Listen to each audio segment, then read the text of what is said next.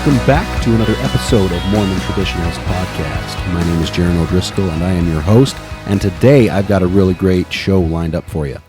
This is part one of a two-part series of my conversation with David Hocking, but before we get to that, I just want to remind you to leave a rating and review wherever you listen to this podcast. Take 2 minutes, please. That is the best way you can help the show to get this message out to more traditionalists like you. Also, I am working on getting this podcast onto YouTube for as long as they don't censor me, which I'm sure will eventually happen, which is why it will also be on Rumble soon, which is where I recommend you support for video content, because unlike YouTube, they are not censorship commies. So look for the podcast on those platforms in the near future. Now, I'm super excited to release this conversation I had with David Hocking because it was an incredible conversation that I really enjoyed, and it went about an hour and 20 minutes, so I had to split it up into 2 episodes. So part 2 will drop next Friday. I want to keep my episodes under an hour to make them more consumable for you guys, so interviews will likely be in multiple parts. If you prefer the longer format and have the whole thing in its entirety, then give me your feedback at mormontraditionalist@gmail.com, because I want to make sure this podcast is what you folks want. So anyways, I met David Hocking at the Firm Foundation Expo a couple weeks ago, and we became fast friends. He's a really fantastic guy. We talked about his project he worked on with Rod Meldrum, which is the annotated edition of the Book of Mormon. He will talk about what that is, but in a nutshell, the annotated edition has certain passages highlighted in different colors depending on who is speaking. So when an angel is speaking, the text is in blue. When Christ speaks, the text is in red, I believe. And then pulling out certain structures in that text to make it easier to understand. And he'll go into that more, but his story of how this all came about is really fascinating. So let's get into it. Here we go. All right, David, how are you doing today? I'm doing really well, thank you. Great, David. We're glad to have you on. For those who aren't familiar with you and your work, can you give the audience a little taste of your background and how that has led you to the Annotated Book of Mormon project? Well, yeah, that's a topic that a lot of people want to know. How did I get involved? It goes back to as I went on my mission in England. This is back in 1971. You know, as a missionary, you're going to be talking about the Book of Mormon. And I noticed at that time, as one who was back in that era, we had discussions that we had to memorize.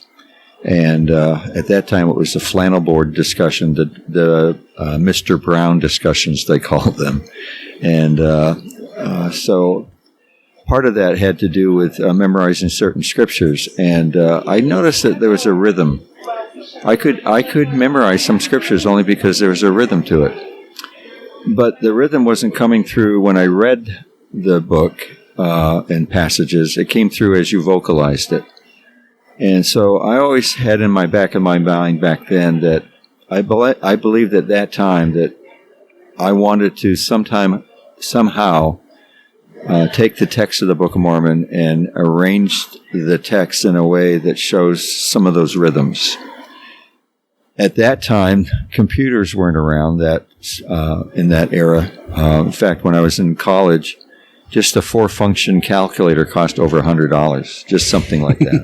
And when I was an engineering student, you know, everything was slide rules, you know. So this is, I mean, we're talking, even though it sounds like it's the Dark Ages, it was 1960s, you know, 1970. So I lived in the slide rule era. I lived in typewriter era. You know, when you're a freshman in English in BYU, you had to type everything. I was a lousy type. I never learned how to type. I had to pay somebody to type my stuff because I couldn't type it. But anyway, so at that time I was thinking that, you know, there's got to be a way for me down the road for me to come up with a way to take the text and do what I could visualize in my mind that I couldn't do on a typewriter.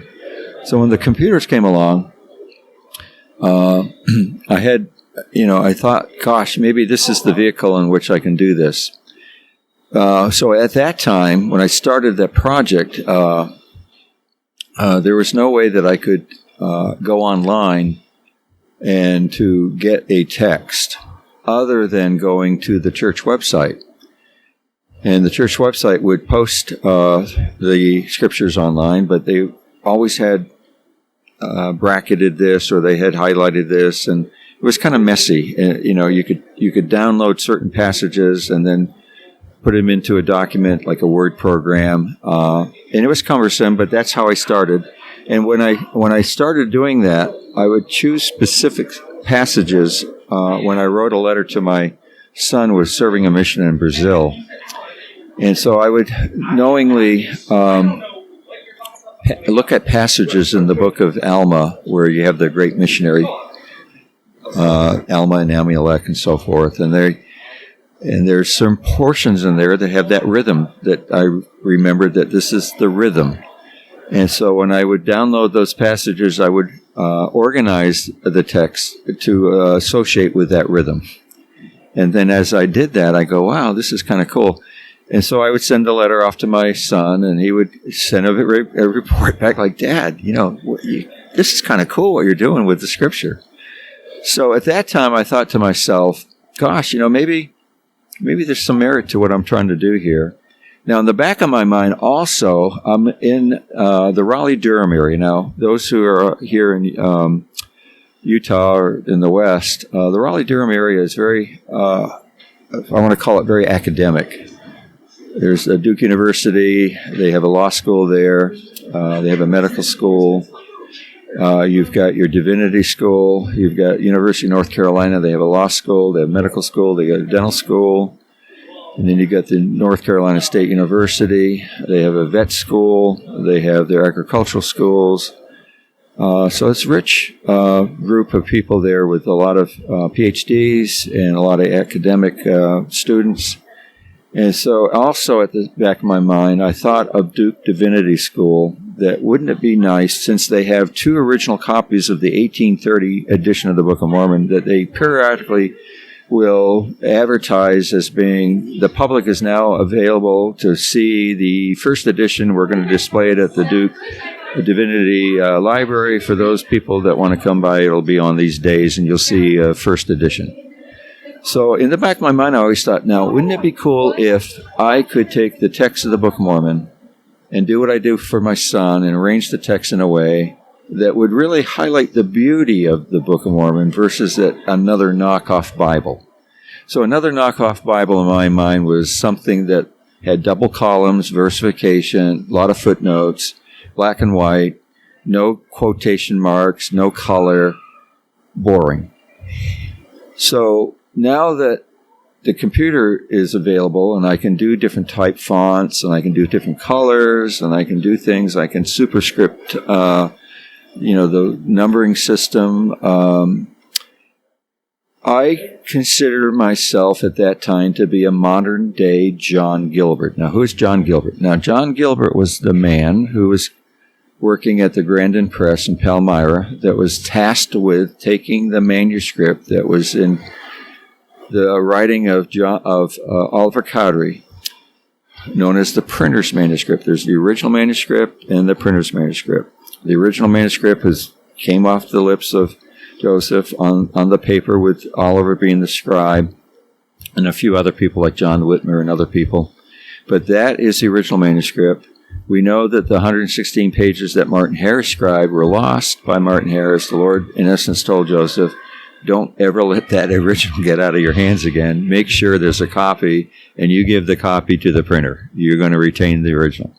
So on the Joseph Smith papers, you can see some of those extracts of what that original looks like. And there's a thing called the Critical Text Project by Royal Skousen that goes into detail about comparing original to the printer and so forth and so on. But anyways, it's go back to John Gilbert. Now, he was tasked to take the original manuscript that had no punctuation in it, and there was no capitalization, there was no chapters, no verses, no nothing. And so it was difficult for him because first, you read the Book of Mormon and it's kind of complex. And, look at the type fonts and how many different words that you come up that are new. And you're reading this thing for the first time. Now, John Gilbert called it the Mormon Bible. And he said in his, later in life, when he was asked about the process, he says, it was tedious. They bring the manuscript, Hiram would bring the manuscript to me, and I had immediately had to look at the punctuation. It was tedious. And that accounts for the pencil marks you see in the original manuscript, is that those are my marks saying, I think their break is here. I think this is where this should be starting. So I said to myself, you know what? I'm going to take, now at this time, I could get the full text. And it could be in a CD-ROM format. You could buy the whole scriptures for $10 from the church in a CD-ROM format. And so I didn't have to go online, and I could just download the text or take the text from the CD-ROM, import it into my word processor, and then go to town. And so now I've got the text, and now I want to start taking the text and formatting it the way I envisioned how the story unfolds. Just like John Gilbert did. And for those of you that don't understand John Gilbert, what he did, when the Book of Mormon was translated, there was no punctuation. If you look at an original Book of Mormon, it is straight through. It is, there's, for those of you who don't understand that. And John Gilbert was not a member, right? He was. That's correct. He never joined, yeah. That's right. He did this he took on this task of punctuation because he was an expert in the field. You got it. And so therefore I started to think, what would I do to make it so that it is more visual as well as poetical, and bring in the beauty of the complexity of the text along with the beauty of the text. And so as I manipulated the formatting, as I tweaked it and massaged it, if you want to use that term, I came up with the concepts of when there's quotations, I'll put it in quotations. If a person's speaking, I'm going to actually make it that person speaking, and this is now the quotation, this is what he said. You don't get that in our text. You have to assume that that's what's going on. So I'm going to show you that this is what's happening. Now, who's speaking? There's so much confusion sometimes when you start reading a black and white text with no quotations. Is this Nephi? Is this an angel? Is this the Lord? Or who is speaking? So I patiently read it out loud. Again, I vocalize it. I know this is the Lord speaking. I know this is Lehi speaking. I know this is an angel speaking. So that became easier for me to do that. But then I said, you know what? I grew up in the East. I'm originally from Cape Cod, Massachusetts. I was born in Hyannis.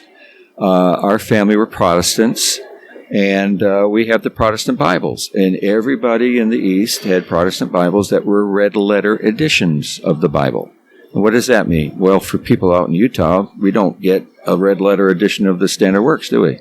Well, the red lettering is the words of deity. It could be the Savior, it could be the Father, God the Father, God the Son, or it could be the Spirit.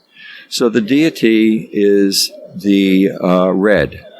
I chose to have straight text be Christ and the Spirit, but I also chose italicized red for the Father, so that you can differentiate who's the Father speaking versus the Son speaking. So I have a visual that you would be able to see. Then when I came across angels, I says, it's going to be difficult to say who's speaking here. You read the text, the angel.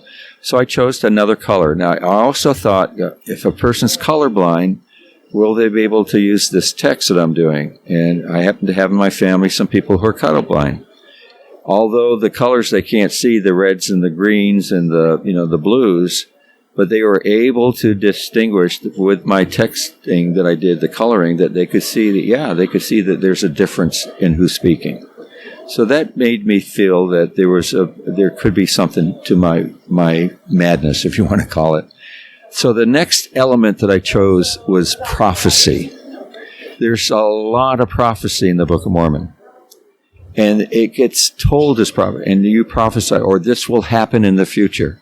So I wanted to make that separate and distinct. And so I chose as my formatting to indent that, not as a normal text in the normal margins, but to separate it from the text so that it's got a space, and then there's this indenting, and then another space, and now that continue the narrative. So that separates that prophecy from the normal text.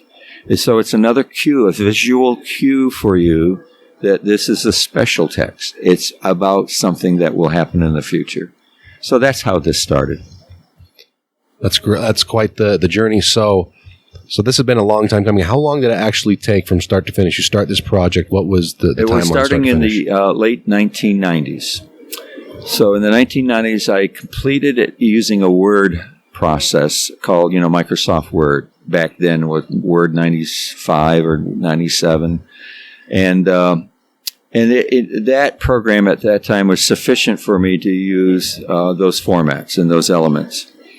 However, I also wanted to, and I was a student of the Farms organization back when it was called Farms. And I would go to their website and look at Book of Mormon studies that they were doing and insights like Hugh Nibley and Dan Peterson and so forth that was part of that organization. So I would introduce within my pages that I was printing out some of these articles and some of these images or things. And so I would incorporate that in my text as well. So when I finished the project, which took me a few months and a lot of hours, I started to publish them, print them out using a inkjet printer, and then I would take them to the printer and have them spiral bound with a clear plastic front cover. And then I would show people at church, and you're thinking, this is what I'm working on, and they go, gosh, I'd like to get one of those. Can I buy one of those? And at that time, ink, Hewlett-Packard ink and paper and getting a spiral bound, it ended up being like $80 to get one copy done because it had color text in it. If I went to a printer, it was just black and white, it would be only like 10 cents a page, but you put color on it, you'd get expensive, right? So but that's what I was doing. And so then I decided to put all of that into a little flash drive. And anybody who wanted to get my text, they can buy the flash drive and they can print it out themselves. So I didn't have to print it. And then people would buy it for $20, But I'd had more than just the text of the Book of Mormon. I'd also had downloaded all these insights. And so I had formatted the insights to incorporate it within the Book of Mormon study. So fast forward to it's about 4 years ago when Rod Meldon came up with his, if you want to call it the coffee table book, I like to call it the postum table book, but the Heartland of America visual that he had that's been a bestseller for him. I got a copy of that. And it was kind of a eureka moment for me. I says, this is exactly what I had in mind, to have these kinds of images or these kinds of documentation of kind of the place where this happened, or a plausibility that these were real people that lived in a certain place. And so I contacted him. But before I did that, though, before I contacted him, I had thought this through, that I would send him my PDF file that I had organized with my Book of Mormon that I'd done, including the insight pages from the Farms organization. And I sent it with a little bit of a little blurb. You don't know who I am, out of Raleigh, North Carolina. I've been working on this annotated edition that I've been doing for a few years here. And I've noticed I've got your copy of your book, and I'd like to see if you'd be interested, if we could collaborate somehow, that I can take some of your material and somehow adapt it into what I'm doing. And, it'd be interesting to hear from you if you have any interest. Within 3 hours after I sent the email, he gave me a call. And he says, David Hocking, I got this thing. I've been looking through it. And, tell me what you're doing here. This is interesting. And I says, well, yeah, I'm glad you called. Thank you, So that conversation lasted for a couple hours on the phone, which in essence resulted in me saying, I need to buy a plane ticket to come out to Provo and spend maybe a week with you to give you, let's get our two heads together and see what can happen. Why I suggest this is that at the time I sent him that PDF file, he had been working with others within his group. It's like Wayne May and Boyd Tuttle and so forth, that they would like to come up with a special edition of the Book of Mormon that included his stuff. And here I am, got this annotated edition with this color text and this, all this formatting. And he goes, gosh, we need to get together. So that's why we did that. And so after that week, it was decided, let's go forward. Let's make this work. But I had to come up with another software package to really do, because this Word program wasn't going to do it. So I looked at different kinds of packages and different programs, and I settled in on a group out of England called Serif. They had a thing called Page Plus, and it was their latest edition. It cost me a couple $100, but it was the best $200 I've ever spent, ever. I mean, it was such a beautiful software. I had to go back and reformat what I did on the Word, because it was in a 10-point Times New Roman numeral. We wanted it to be in a 12-point, to be larger print. Most of the people would be wanting to buy this kind of book would want a larger print edition. I had to go back and redo everything, and then I had to learn the software to include the images and all the footnotes. So what Rod did was sent me a bunch of his materials that he had collected with images. Boyd sent me some material that he had. Ryan Nelson had some maps that he did with artwork that he did. And so I became the repository of all this extra stuff, and then I had to work out how I was going to incorporate this as I went through the reformatting. It took me about 8 months to produce the first edition of the Book of Mormon, and I did it all by myself. 8 months, start to finish. Start to finish. That's pretty impressive. So you had been familiar with Rod's work beforehand, or was this your introduction? I saw some stuff on YouTube, and then when I found got the book, then that solidified it. I know that he had images, he had enough data, and I knew that even though I wasn't going to include all of it, I didn't want this to be a geography book. In fact, when he came out to visit with me, I had already gone to a lawyer to come up with a company's name. I wanted to codify this as not just a gentleman's agreement, let's shake our hands and be done with it. I wanted this to be a legitimate business opportunity, not for profit only, but for protection on both sides. I don't want it ever to come back and say, well, you promised this and you promised that. I just knew that it's just good to do it in a legitimate legal way. And so I said I had to come up with the name of a company. It was my wife that came up with it, Beacon Light Books. So Beacon Light Books is, I'm the owner, president, CEO, if you want to call it, but it's just me. It's just me working out of my home on my computer producing these books. And my wife came up with the name. I came up with the logo and so forth. But what the agreement is that for the Book of Mormon, I will be the one that handles all of the formatting and producing the file that will go to the printer. The Rod Meldrum, the Boyd Tuttle, the Ryan Nelson, the Jonathan Neville, they will contribute. That's why they're called contributors.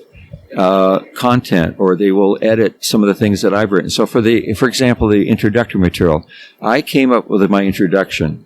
Boyd Tuttle and Jonathan said, it's nice, but maybe we need to tweak it. We need to rearrange some things. So Jonathan Neville, being the good writer that he is, he kind of arranged things a little bit differently, came up with a better approach. I then took his approach, tweaked it again. So a collaboration occurred between how we're going to get the introductory material done.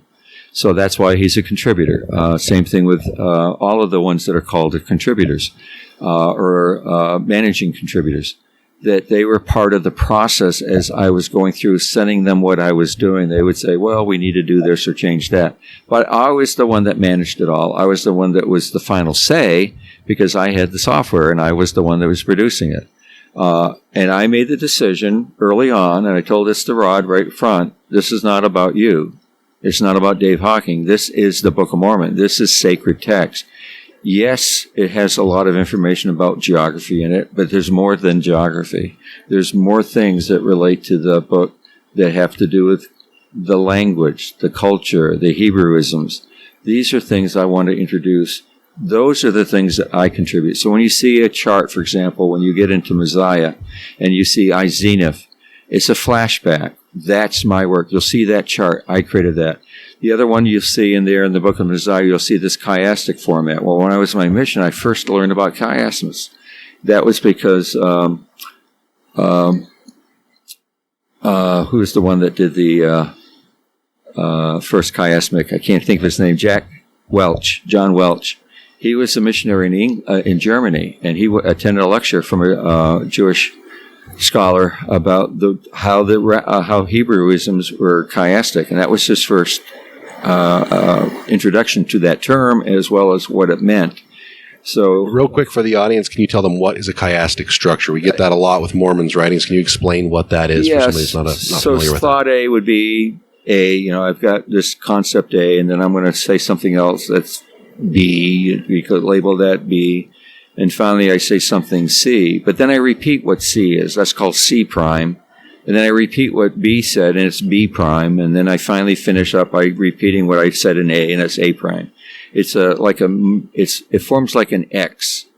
You've got this level A, tearing down to level B, tearing down to level C. Then you repeat C. Then you go back up to B. Then you go back up to A. So they call it A, B, C, C prime, B prime, A prime. So that becomes chi, meaning crossover, and then chiastic is the style. Chiasm means a structure that has that pattern. And why is that important? We hear about this a lot, or we have in this realm. What is the importance of that and understanding that? What does that tell you about the Book of Mormon, seeing those chiastic structures? Well, the critical thing is that it's somewhat of a modern discovery, if you want to use that.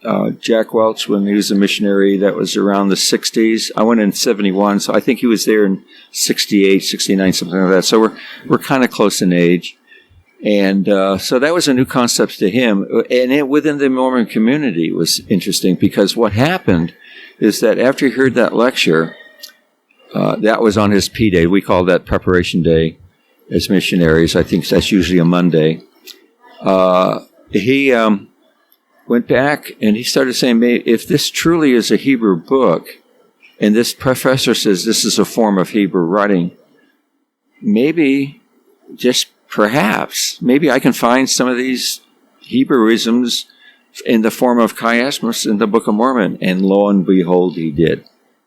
So that was exciting to him. So that when he got off his mission and he went to BYU, I hope, Jack, if you're listening, or Brother Welch, I don't want to make it a bad story about you, but I think what you did was I think your master's thesis or something, but you wrote paper on it, and that was your theme, is that you took Mosiah and you structured as the entire book of Mosiah is chiastic. Now, in my Book of Mormon, I use your reference. I reference your article when it was done, but you labeled, and now there was no more contention in the land of Zarahemla. You label that A, and then you go all the way down, and then A prime is near the end of Mosiah, but you don't finish the whole of the end of Mosiah because it didn't match up the pattern. Subsequently, as you know, with the Critical Text Project, and now there is no more contention in the land of Zarahemla, is mid-sentence. You don't start a sentence that way. So in the Critical Text Projects, we know that Mosiah chapter 1 is not Mosiah chapter 1. It's actually Mosiah chapter 3. And that some of the missing material is on that 116 pages. And so what you think is A, it's really not A at all. It's another thing. So I started looking at what's the thing that Jack Welch didn't do at the end. If I had the book in front of me, I'd tell you what the verses are, but it's at the very end of Mosiah. And if I can look at that quickly here, it would be in Mosiah chapter 29, verses 37 to 47. So that is really the A, and the beginning of the book is the missing chapter is the A prime. So the A rather. So the very beginning is what was missing. It's in Mosiah chapter 1 and 2 is the starting of the kings, and this is the reign of the kings. So I, in essence, took what Jack Welch did and kind of cleaned it up, if you want to call it that, or kind of took it in a little bit different direction. And so therefore I complete that missing chapter by making it more compatible to the end of Mosiah. So I have that, I have actually the beginning, I call it B, and then I say that Mosiah's chapters 1 and 2 are missing is due to the lost 116 pages, and it's the reign of the kings, so that when you come to that chapter at the end, Mosiah chapter 29, Alma becomes the first chief, and it's the reign of the kings that ended. So now I have completed the chiasmus, and I made it proper. And then I also show the complexity that Mormon, the editor, actually uses flashbacks to create the chiasmus. And the chiasmus is not linear. He had to introduce these flashbacks to make it chiastic. It's almost like a three-dimensional way of understanding not only the complexity of chiasmus, but how Mormon, the editor, is introducing first-person articles like I Zenith as a flashback to make the chiasmus work. So it's very complex. Yeah. So yeah, there's a lot there. Yeah.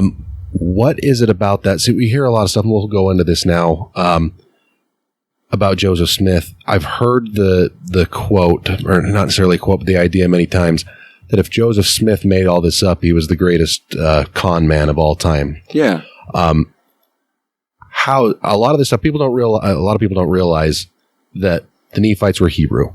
Yeah. They had Hebrew traditions. We see a lot of this in the Book of Mormon with the importance of sheep. Yeah. We could go off on that. But there's a lot of evidence here that shows that if Joseph Smith wasn't a prophet, there was some pretty deep stuff that he would have had to go to, some extremes that he would have to go to. Yeah. And again, you just put in context, who he is as an individual. He grew up in a rural setting. And in the era that most people lived that way in an agricultural community for centuries, he was in the cusp of living a life that had been that way forever, and now moving kind of into the Industrial Revolution, if you want to call it. So he's right in that cusp, and yet he and his family lived in that really rural area. And the fact they were farmers, they were dirt farmers. They weren't sophisticated people. They weren't library people that would go in and just study and read, although I would say that based on the fact that Joseph Smith had his leg surgery at an early age and he was bedridden for a long time, I would suspect that he did do a lot of reading, and I would suspect that his time during that time helped prepare for what he did in the future. It was more than just overcoming an infirmity and sucking up to the pain per se. But I think that time frame was a time for him to do. He read the Bible. He read newspapers. Lots of different people tell through their journals say that he read books. Jonathan Neville, who is a great author, written many books. His latest one is A Man That Can Translate. Shows that he read a lot of Jonathan Edwards' works. So he was a good reader. But again, they lived in a rural setting, and as he got older and older, he worked physical labor. He was a hard worker. So you look at that time frame and look at the age he is when the Book of Mormon comes out. He's born in 1805.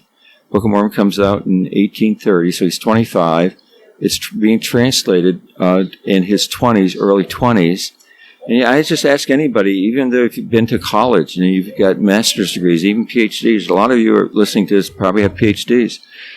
To what degree would you be able to accomplish fooling people with a complex work like the Book of Mormon over such a long period of time that have so many Hebrewisms in it, that's got chiasmus in it, it's got poetry in it, and I can go on and on. You've got prophecy in there. You've got quoted scriptures from Isaiah. And then in my research, and you'll get this later, but I find pieces of the book of Jasher, which we'll get into, where I find pieces of the book of Enoch within it. So the text is complex, and the narrative is complex. How the book was translated is complex. Everything about the Book of Mormon is complex. And to simplify it that he was just a con man means that you haven't done your homework. You haven't really understood what was the process and who was involved and so forth. So I try to highlight in my Book of Mormon, my annotated edition, those elements to show that make you ponder, make you think that this could never have come from just a simple farm boy that worked in dirt. I've often thought that if Joseph Smith was such a con man, then I would imagine the government and many people would be studying him, yeah, and doing a lot more, giving him a lot more credence in that light, yeah, and we'd be gleaming a lot more from him. But yeah, the Book of Mormon, it's not only that. I mean, you hit on a lot of good points. It's also that it's so rich, and it's how do I want to say this? It's too uplifting to have been done by somebody that had malintention. Yeah, there's right? Light and truth, which means it comes from somebody that has goodness in them.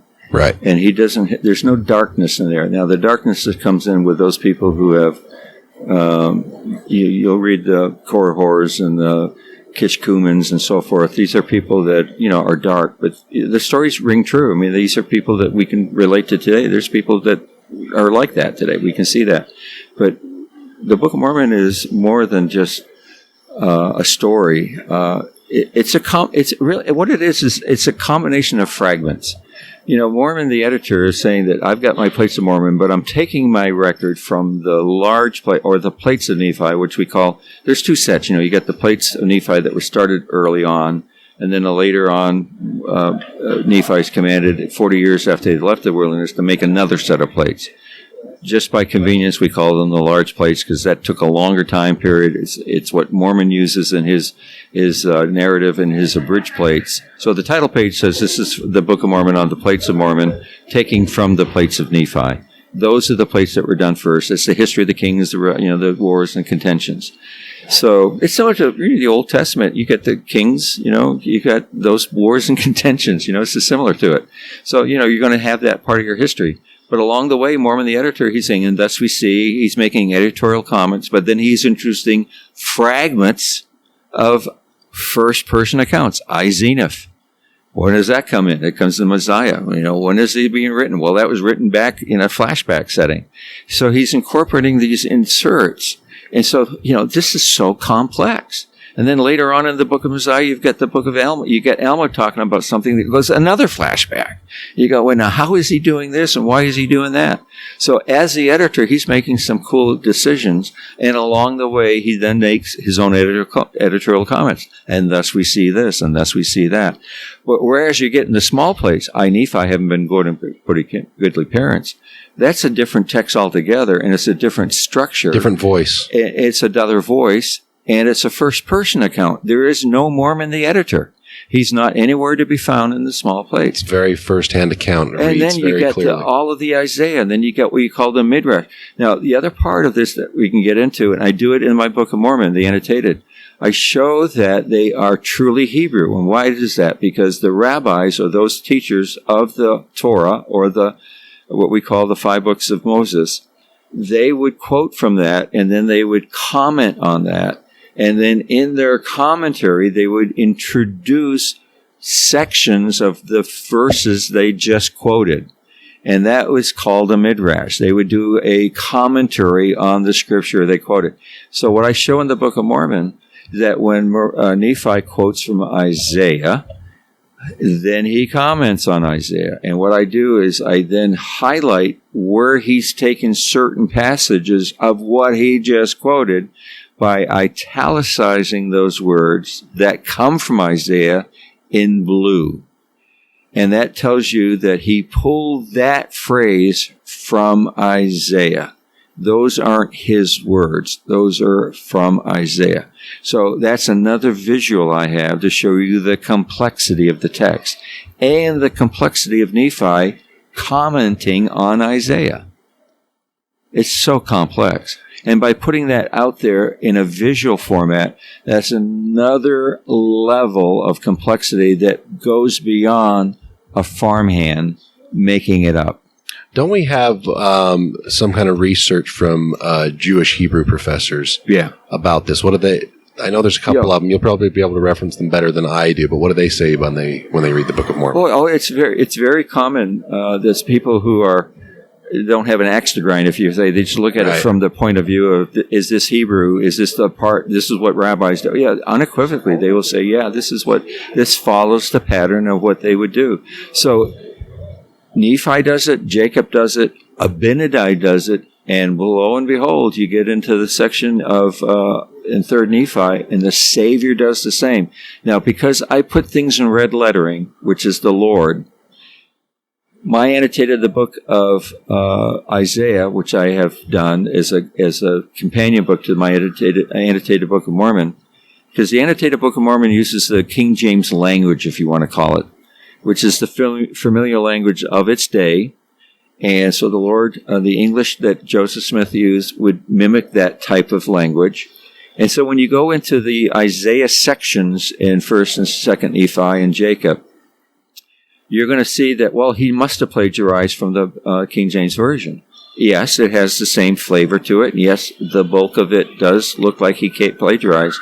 But I underline multiple phrases and passages that are not in the King James Version. There are differences. There are many differences, and there are multiple ones. And so it's not just a clear cut that he had the book of Isaiah in front of him, and he just, so, okay, now let's copy this.